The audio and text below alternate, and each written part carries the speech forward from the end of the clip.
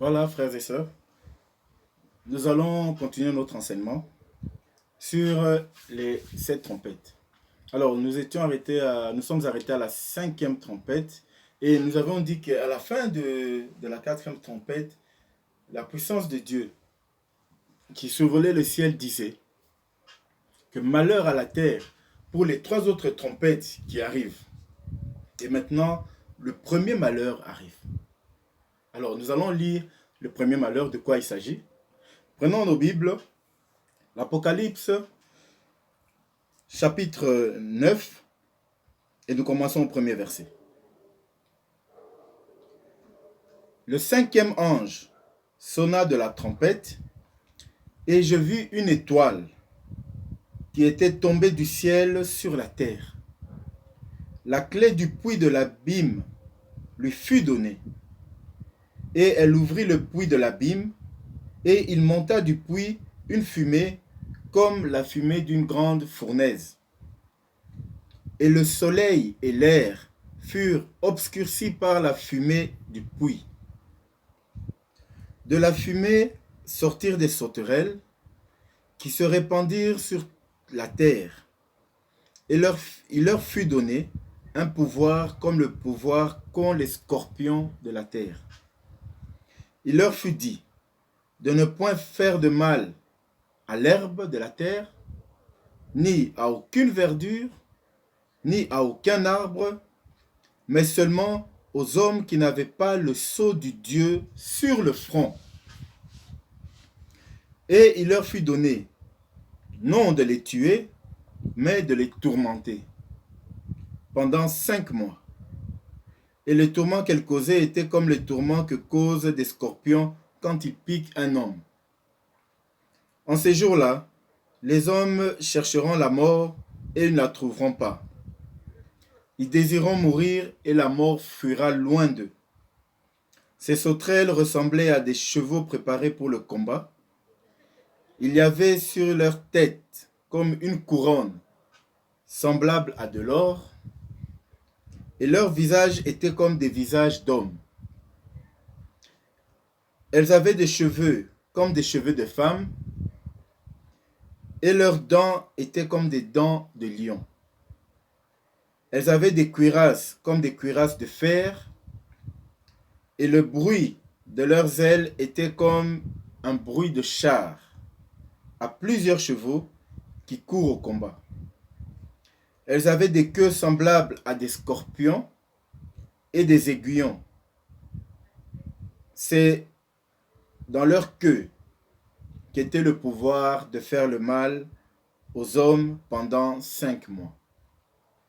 Elles avaient sur elles comme roi l'ange de l'abîme, nommé en hébreu Abaddon et en grec Apollyon. Le premier malheur est passé, voici il vient encore 2 malheurs après cela. Voilà quelque chose de terrible. Voilà quelque chose d'extrêmement grave. Voilà que les malheurs commencent.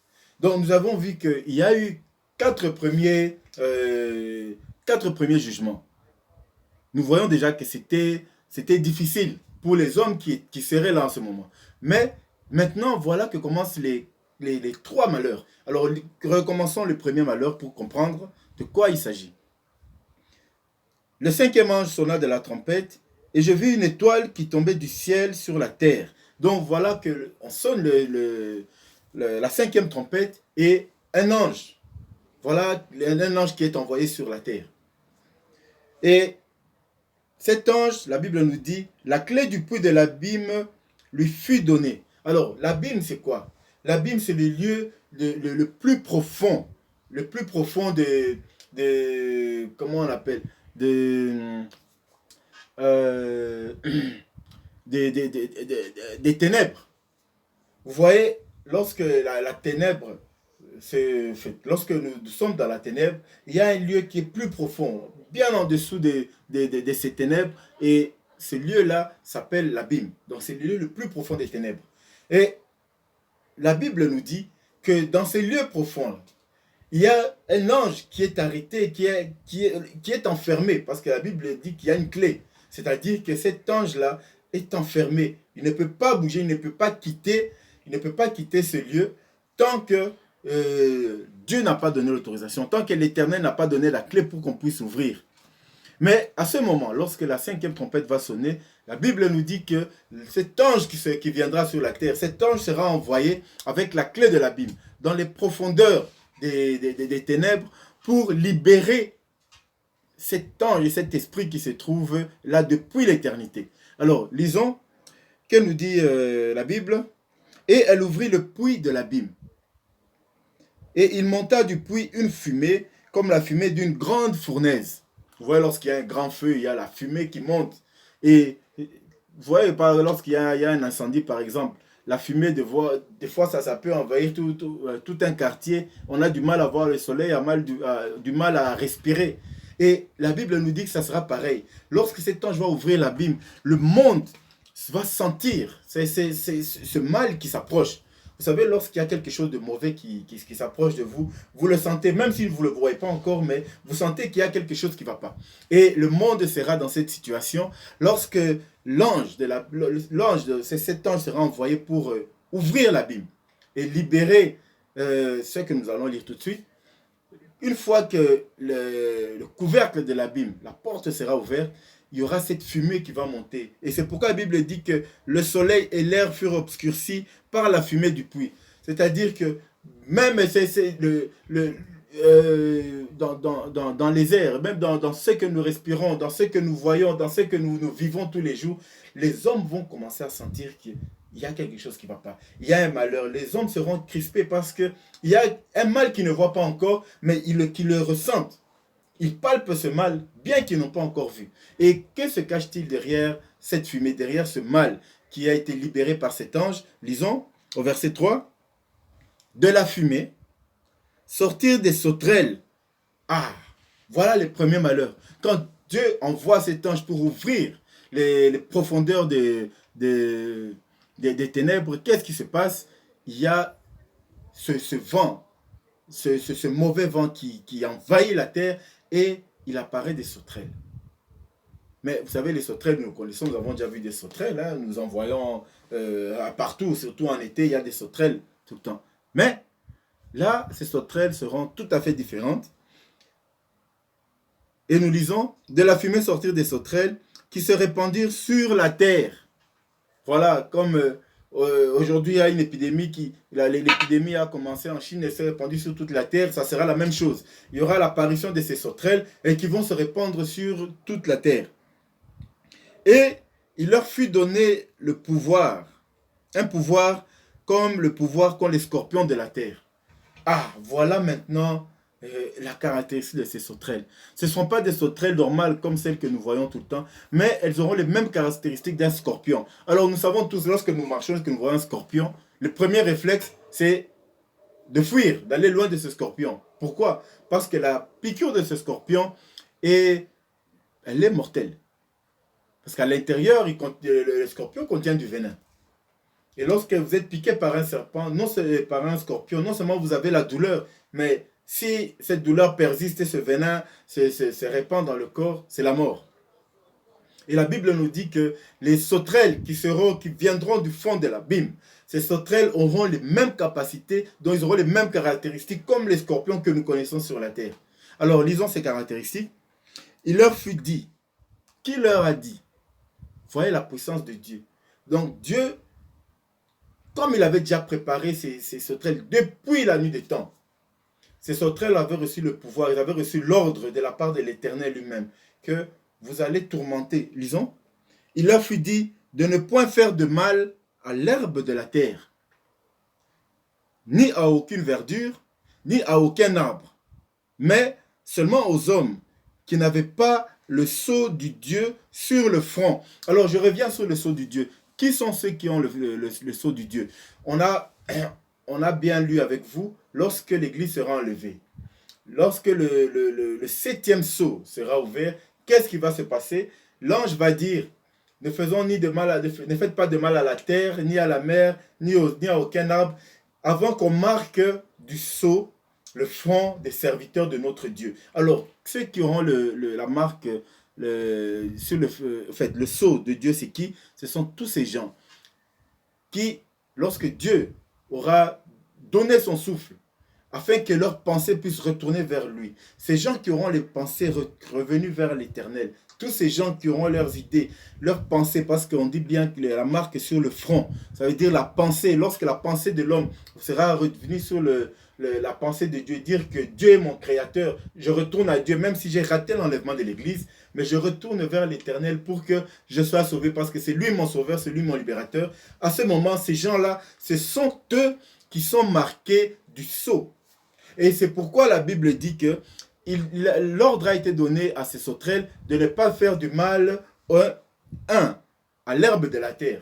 Qui est l'herbe de la terre? Nous avons déjà parlé de ça. L'herbe de la terre, ça représente tous les gens qui connaissent Dieu d'abord et qui vont à l'église, qui vont dans les mystères, qui vont... Bon, ils sont tous les dimanches à l'église ou alors ils écoutent la parole de Dieu, mais qui malheureusement, ces gens-là ont toujours les racines sur la terre. Ça veut dire qu'ils continuent à pratiquer le mal, continuent à vivre dans les péchés, mais ils ont quand même la connaissance de Dieu. Alors, les premières personnes qui ont reçu le sceau de Dieu, ce sont ces gens-là. Ces gens-là, parce qu'ils ont la connaissance de Dieu. Ils savent que Dieu existe. Ils ont leur disait tourner vers Dieu, mais malgré ça, dans leurs actes, ils continuent malgré tout à faire du mal. Mais ils ont Dieu dans leurs pensées. Voilà les premières personnes qui seront marquées du sceau. Les deuxièmes personnes qui seront marquées du sceau, la deuxième catégorie que la Bible nous dit ici, donc, ni à aucune verdure. Alors, ici maintenant, il y a une confusion, puisqu'on nous dit de ne pas faire de mal à l'herbe de la terre, mais l'herbe c'est déjà la verdure, et on nous dit encore à aucune verdure. Alors ça se répète, pourquoi? Alors nous devons comprendre une chose, lorsque la Bible précise l'herbe de la terre, ici il ne s'agit pas des plantes, il s'agit de ces hommes, comme je viens de dire, qui connaissent Dieu, qui vont dans l'église, mais qui continuent à pratiquer le mal. Mais dans leur pensée, ils ont l'Éternel. Alors lorsqu'on parle de ni à aucune verdure, là maintenant on est en train de parler des plantes, de toutes les plantes. Pourquoi? Parce que les sauterelles généralement, elles se nourrissent des plantes. Mais cette fois, ces sauterelles qui seront envoyées, là, ils auront l'ordre de ne même pas se nourrir de leur nourriture habituelle, donc de ne pas manger les plantes. Ils ne vont même pas se nourrir des plantes. C'est comme si aujourd'hui, vous amenez, vous avez votre chèvre, vous savez que la chèvre mange de l'herbe, et il est dit à la chèvre de ne pas manger l'herbe, mais de manger seulement peut-être les insectes. Vous voyez? Et c'est ce qui va se passer ici. Donc les sauterelles qui seront envoyées, ce ne seront pas des sauterelles normales qui se nourrissent d'herbe. Non, la Bible dit qu'on leur a donné l'ordre de ne pas tourmenter ceux qui ont reçu sur leur front le sceau de Dieu. Donc, parmi ces gens, il y a ce qu'on appelle l'herbe de la terre. Les gens qui connaissent Dieu, qui vont à l'église, mais malheureusement, ils continuent à faire le péché. Ça, c'est un. Après, on a dit ni aucune verdure, ni à aucun arbre. On avait parlé des arbres. Les arbres, de quoi il s'agit? Ce sont les hommes qui sont élevés dans les services de Dieu, dans des ministères, dans des églises, qui sont élevés, qui ont atteint des niveaux élevés, mais qui malheureusement, au fond d'eux, ils continuent à pratiquer le mal. Ils continuent à faire le péché. Donc, leurs racines se trouvent encore cachées dans la terre. Mais malgré tout, leur pensée est tournée vers Dieu. Vous voyez la bonté de Dieu. Même quand ces gens sont encore en train de faire du mal dans leurs actes, mais ils ont déjà la pensée tournée vers Dieu. Dieu les épargne. Et c'est pourquoi la Bible nous dit ici, il leur fut donné de ne point faire de mal à l'herbe de la terre, ni à aucune verdure, ni à aucun arbre, mais seulement aux hommes qui n'avaient pas le sceau de Dieu sur leur front. Donc vous comprenez qu'à ce moment-là, l'Antéchrist est déjà sur la terre.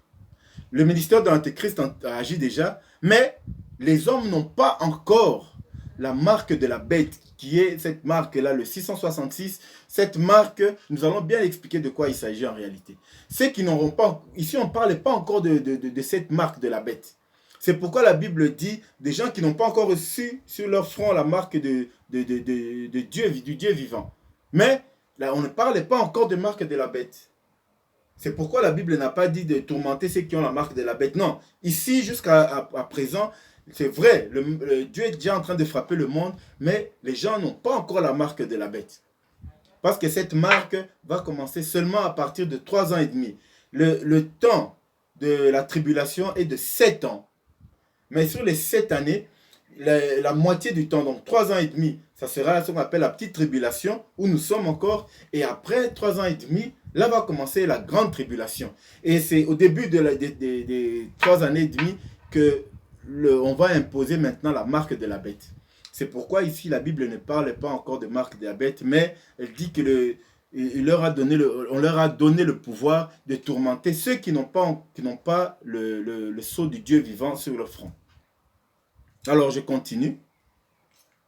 Il leur fut donné non de les tuer, mais de les tourmenter pendant 5 mois. Donc vous imaginez, frères et sœurs, des sauterelles qui envahissent toute la terre. Comme aujourd'hui, vous voyez le coronavirus qui envahit toute la terre. La terre entière est dans les tourments, dans la peur. Tout ça, les gens ne savent plus quoi faire. Mais à ce moment, ce sera des sauterelles qui vont envahir toute la terre. Et la Bible dit que le pouvoir leur sera donné de faire du mal à ceux qui n'ont pas reçu. Ça veut dire ceux qui n'ont pas la pensée de Dieu sur leur front. Même ceux qui seront encore en train de tituber, de faire un peu de péché, mais qui auront la pensée de Dieu, ces gens seront épargnés. Donc pour vous dire que les hommes rebelles, les hommes qui rejettent Dieu en âme et conscience, ces gens-là seront tourmentés pendant 5 mois. Et la Bible est claire, la Bible a dit que ces sauterelles auront les capacités des scorpions. Lorsqu'un scorpion vous pique, vous ressentez d'abord la douleur de cette piqûre, mais à part la douleur, vous ressentez aussi l'effet du venin. Ce poison qui risque de vous tuer.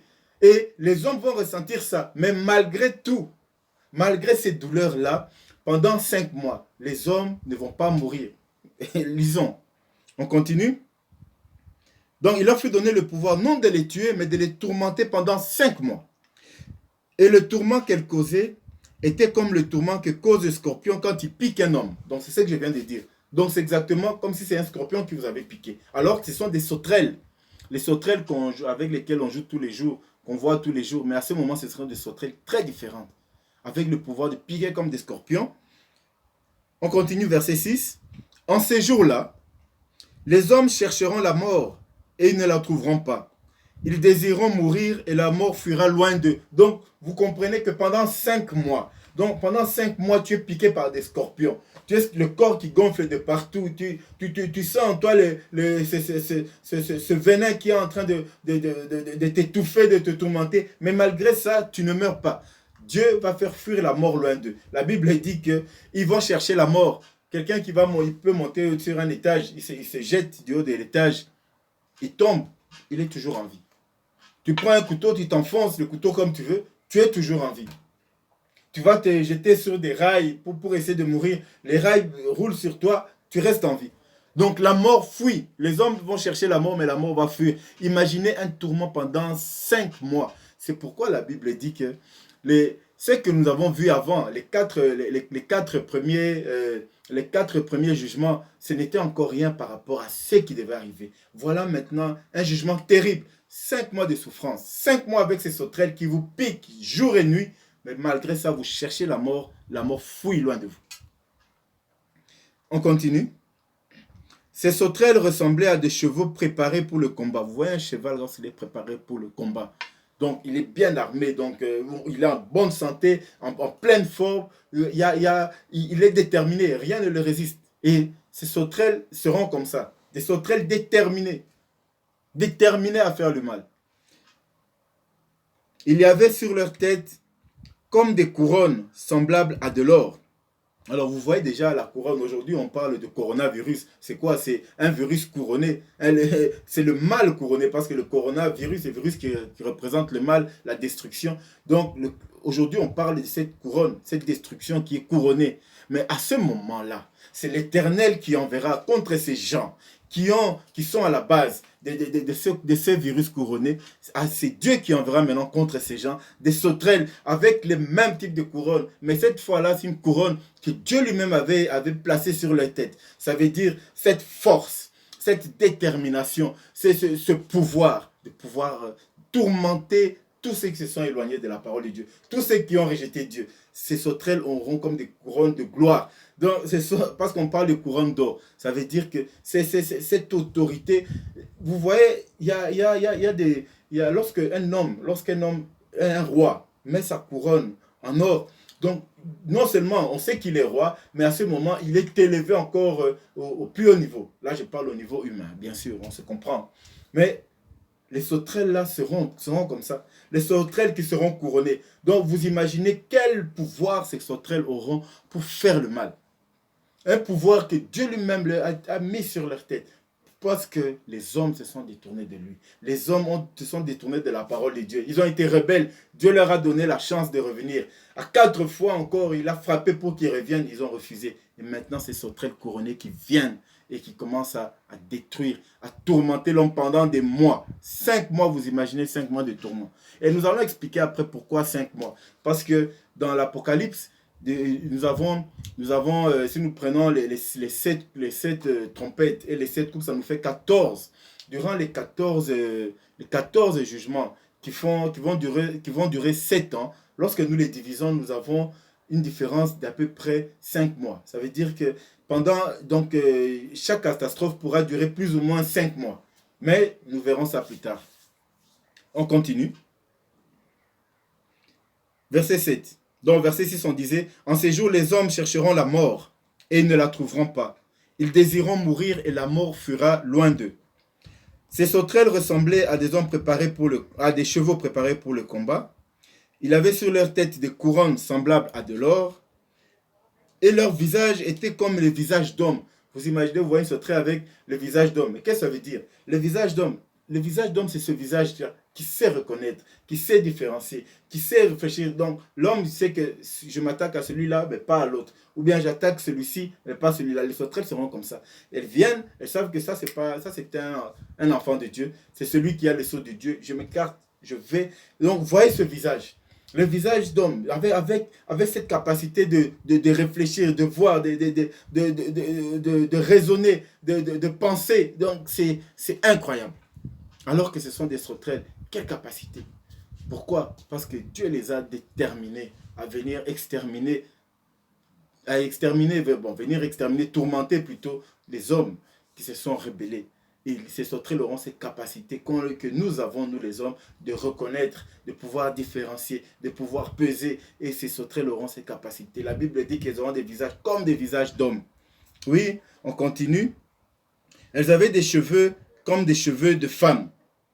Vous voyez des sauterelles déjà avec des cheveux lisses, qui paraît bizarre, ce n'est pas des sauterelles habituelles. Mais là, nous voyons, même dans ces cheveux-là, qui sont, bon, souvent c'est un symbole de la séduction, ces femmes, ces sauterelles-là, elles seront pas, ce sont des sauterelles à voir comme ça, elles auront l'air d'être des bestioles qui sont attirantes, qui sont belles, qui sont séduisantes. Mais derrière ça se cache tout le pouvoir de destruction que l'Éternel a envoyé contre les hommes rebelles. On continue. Et leurs dents étaient comme des dents de lion. Donc vous voyez, vous voyez c'est terrible lorsque nous représentons un peu l'image juste des sauterelles. Les sauterelles que nous avons l'habitude, mais quand Dieu envoie pour détruire, ça devient autre chose. Vous voyez les dents des lions, ça veut dire la puissance que les lions ont dans leur mâchoire pour dévorer, pour détruire. Cette puissance-là sera une puissance semblable en fait, à la puissance des lions, aux dents des lions, qui seront dans des sauterelles, dans des bestioles, des petits insectes, mais qui auront cette capacité de faire autant de mal. Ici, on est en train de nous décrire à quoi peuvent ressembler les douleurs que vont causer ces sauterelles. Elles avaient des cuirasses comme des cuirasses de fer. Donc, vous voyez, elles sont revêtues. Les sauterelles, quand vous tenez toute leur carapace, vous pouvez l'écraser en quelque sorte. Enfin, il suffit de presser un peu. Mais à ce moment-là, ça ne sera plus le cas. Ce seront des sauterelles, mais une carapace tellement dure. On dit que la cuirasse sera comme une cuirasse de fer. Le bruit de leurs ailes était comme un bruit de char à plusieurs chevaux qui courent au combat. Donc vous voyez, vous êtes là jour et nuit, vous entendez des bruits. C'est comme s'il y avait des chevaux qui allaient en combat. Donc les sauterelles seront tellement nombreuses. Leurs ailes feront tellement peur. Juste à les attendre voler, ça sera la frayeur. Imaginez la catastrophe, la frayeur dans le cœur des hommes. comment les hommes seront tourmentés par les sauterelles. On continue. Verset 10. Elles avaient des queues semblables à des scorpions et des aiguillons. Donc non seulement les queues seront semblables à celles des scorpions, mais vous voyez, l'aiguillon, ça veut dire cette piqûre-là qui est sur la queue des scorpions. Et ces sauterelles auront le même type de queue. Donc une sauterelle avec la queue exactement comme celle des scorpions. Et la Bible nous dit que, et c'est dans leur queue qu'était le pouvoir de faire du mal aux hommes pendant 5 mois. Donc c'est avec leur queue qu'ils piquaient. Donc quand la sauterelle vous envahit, elle vous pique avec sa queue, avec les aiguillons qui se trouvent sur sa queue. Donc voilà comment les hommes seront tourmentés pendant 5 mois. Elles avaient sur elles comme roi l'ange de l'abîme, nommé en hébreu Abaddon et en grec Apollyon. Donc voilà l'ange. Quand Dieu a envoyé l'ange avec la clé de l'abîme pour aller ouvrir, en fait, qui a-t-il libéré? C'était l'ange qui se trouve dans l'abîme. Cet ange qui est enfermé depuis très très longtemps. Mais cet ange-là, cette fois-ci, sera libéré. Et la Bible nous dit que c'est lui le roi. Ce sont des anges déchus qui ont été enfermés depuis longtemps. Et c'est cet ange déchu qu'on appelle Apollyon. Vous imaginez la fureur et le mal qui incarne cet ange-là, parce qu'il sera enfermé depuis très longtemps. Parce que si la Bible nous dit qu'il a été enfermé, qu'il avait une clé, c'est qu'il était en prison, emprisonné depuis l'éternité. Et cet ange, cette fois-là, est libéré pour venir faire le mal. Et c'est lui qui est le roi de ces sauterelles, qui viendront tourmenter les hommes pendant 5 mois. Et la Bible nous dit, au verset 12, « Le premier malheur est passé, voici, il vient encore 2 malheurs après eux. » Donc, vous comprenez que là, on n'avait pas encore parlé des malheurs. Dieu a frappé, mais c'était pour permettre aux gens de revenir. Et là, maintenant, Dieu dit, ok, les hommes ne veulent pas revenir. Maintenant, c'est le malheur qui commence. Et quand le malheur commence, les hommes cherchent la mort. Les hommes cherchent la mort partout. La mort fuit loin d'eux. Ils seront tourmentés pendant 5 mois. Imaginez 5 mois. Des sauterelles avec des dents comme les dents des lions, avec une queue qui a un aiguillon, comme un scorpion. Tu ressens la même douleur d'une morsure de scorpion. Ceux qui ont déjà été mordus par des scorpions pourront expliquer et nous allons comprendre quelle est la douleur que nous ressentons lorsque nous sommes piqués par un scorpion. Mais malgré cette douleur, et ce n'est pas une seule piqûre, parce que la Bible dit que ces sauterelles vont envahir toute la terre. Ils seront piqués des centaines ou des milliers de fois. Malgré ça, la mort, ils vont désirer la mort, mais la mort va fuir loin d'eux. Voilà le premier malheur. Imaginez ce que Dieu est capable de faire. Quel malheur Dieu est capable d'envoyer sur la terre pour les hommes rebelles. Les hommes qui vont continuer à s'éloigner de sa parole. Ceux qui vont continuer à rejeter ses enseignements. Ceux qui vont continuer à rejeter la voie que l'Éternel a mis devant nous. Ces gens-là, voilà le sort. Et voilà les malheurs qui commencent. Les premiers malheurs, la Bible nous dit que ce sont des sauterelles qui viennent droit des enfers, droit de l'abîme, et qui ont pour roi cet ange déchu qu'on appelle Apollyon. Nous n'allons pas trop commenter sur cet ange, mais ceux qui voudront pourront toujours voir l'explication sur Internet. En fait, c'est l'ange de l'abîme. Si vous voulez savoir ce que veut dire Apollyon, ça signifie l'ange de l'abîme. Alors, cet ange-là, qui est enfermé depuis longtemps, avec cette rage de destruction, c'est lui qui est considéré comme le roi de ces sauterelles. Alors imaginez quelle est la destruction, quelle capacité ces sauterelles auront pour détruire le monde. Donc vous voyez, frères et sœurs, quand nous disons que tout ce qui se passe dans le monde, aujourd'hui la grâce de Dieu est encore là. Bien qu'il y a des malheurs, oui, bien qu'il y a des problèmes, des tourments, mais Dieu a encore sa main mise. Et ce n'est rien par rapport à ce qui arrive. Fuyons la colère de Dieu. La Bible nous dit que nous rattachons à la parole de Dieu pour fuir la colère à venir. Nous devons fuir cette colère, frères et sœurs. Nous devons fuir la colère à venir. La colère de Dieu, nous n'avons personne. Si le défenseur lui-même vient vous frapper, qui va vous défendre?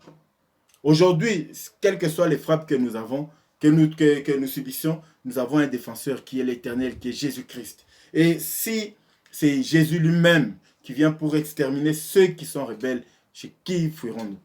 frères et sœurs, que Dieu vous donne la force de nous garder dans sa présence.